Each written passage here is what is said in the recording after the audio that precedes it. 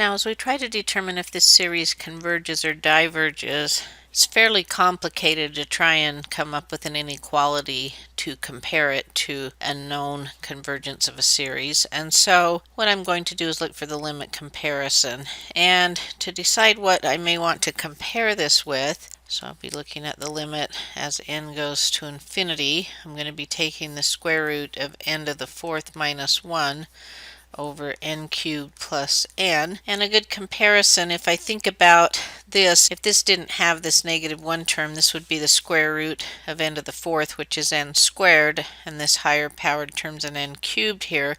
So this would kind of reduce down to 1 over n. So that may be a good comparison series for the limit comparison test. Now, because this is like an n squared and this is like an n cubed, we know that the terms in this series go to 0, and that's still something we should always check, because we don't have to do any of these more complicated tests if the terms in the series do not go to 0, because then by the divergence test they would diverge and we're done.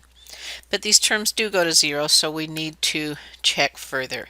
So I can invert and multiply here. Let's look at the limit as n goes to infinity, and let's go ahead and bring this n inside of the square root, so we'll square it. So that's going to be the square root of n to the sixth minus n squared, and that's over n cubed plus n.